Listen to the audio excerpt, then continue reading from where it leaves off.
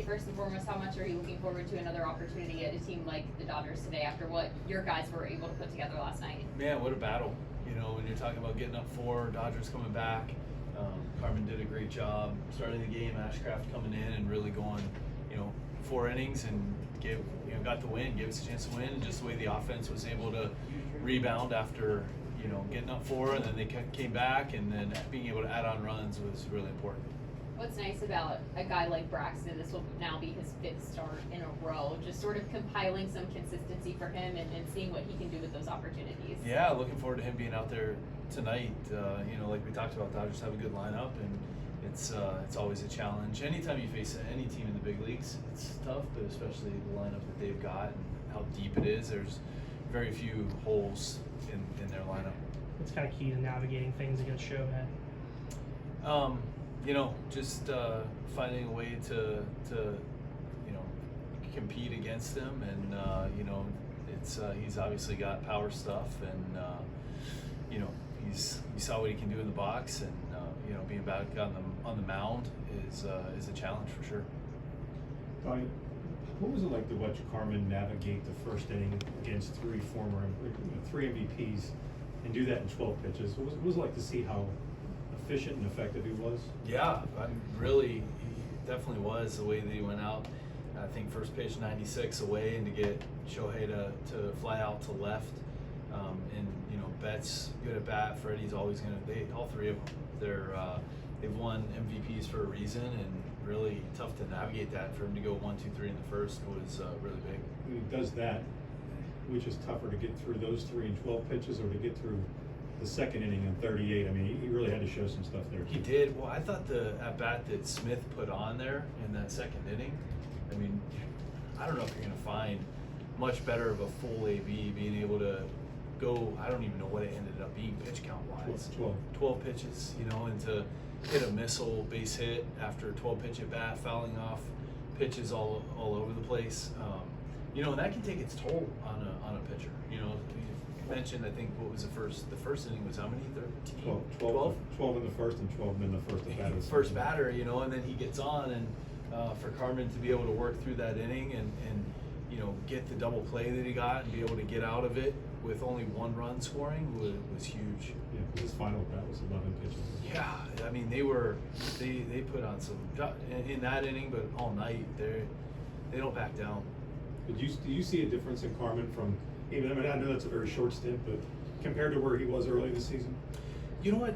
He's really done a nice job of adjusting throughout the season, finding ways to go to that curveball, the fastball velo, like we talked about, is maintained. And then I think the split has been a really good, effective pitch to left-handed hitters. And the way that he's been able to use all 3 together and to pitch off of each other has been really, really good. What has Triolo shown you here since August 1? A lot. In what respect specifically? Just the way that he's been able to be so consistent in it, day to day, and we've always seen the defense. A couple years ago, you saw the bat and the way that he was able to swing, and now coming up with big base hits, started the game with the double, find the 2-out double later on to score 2.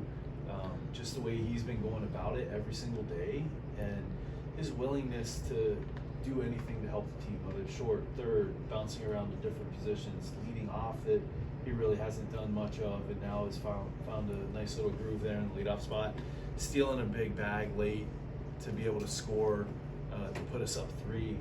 He's just done so many things well this last month, and we talk about it all the time, the way that he was swinging the bat early, maybe not having as much success. I think that he's really bought into some adjustments and really stayed gap to gap and driving the ball too. How did you arrive at the adjustments? Was that his doing, the group's doing?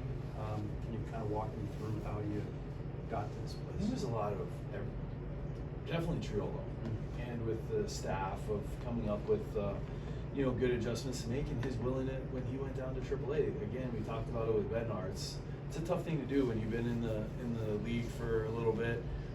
Triolo won the Gold Glove last year, gets sent back down to AAA, buys into it, makes some adjustments, does some really good things, came back up and was ready to compete and play, and he's taking full advantage of it. Why did you guys continue to believe in him? Because the sample size was pretty substantial. He wasn't producing offensively, but there was, your part, the organization's part, you know, almost a stubbornness that, hey, something is there that we're going to be able to unlock. I think when you see the success he had 2 years ago, he was our opening day second baseman last year. I think that, you know, sometimes we forget that. Ran into a tough run, continued to play Gold Glove caliber defense at multiple positions. And when you see the way that he was swinging the bat, the line drives, the contact quality, there was something there, you know, and to be able to know there's something there, know the person, who he is, how he works, how he competes, and really dive into that aspect of it to give him some runway, you know, and he's bought into the competition and has done a great job. We've talked about first for Bubba's in terms of first win, first save, but his first runs allowed yesterday, and really the first dose of adversity as a big leaguer. What can that sort of experience do for him as he moves forward? I think it sounds crazy, but I think it'll be great because it's not like he was never going to give up a run, and you know Shohei got a hold of that one. It was, you know, fastball challenged him.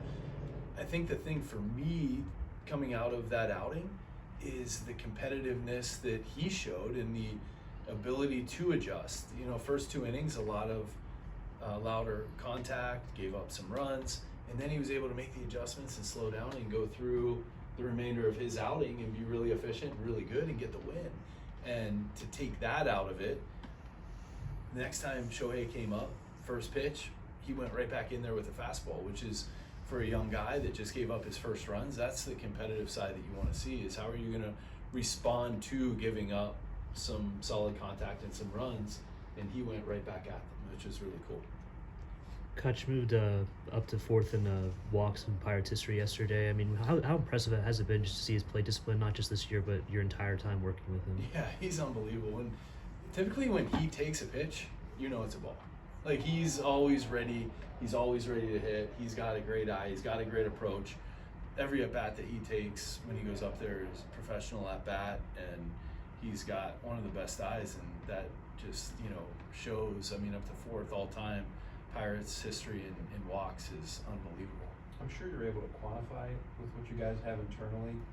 Hypothetically speaking, if an ABS system existed, or of the times that Kutch has had counts flipped on him or caught looking, more often than not, he's been right, just anecdotally. I'm sure you have some form or fashion of data or an idea of, if this existed, what this would look like. Any insight into that? Man, you know what? I don't know if we do, which is so hard because I guess if you look back and the guys that are above him, if it existed. Well, not saying retrospectively, but even what type of player he would be or where the numbers would be at, like any projection models, right? It's elite. You know, when you talk about the way that he controls his zone, the at-bats that he has, it's, like I said, when he takes a pitch and he gives the umpire a look, he doesn't even have to say too much. Normally when he takes it and he's ready to hit, it was a ball. He's right, yeah. Complete discipline be taught, or is it an innate thing?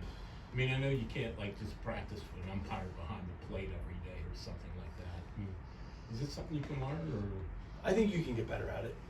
You know, the more that you dive in and the more pitches you see and the experience that you have, you know, being able to recognize pitches and understand what pitchers are trying to do to you. Now, you're not going to be able to turn guys into Andrew McCutchen.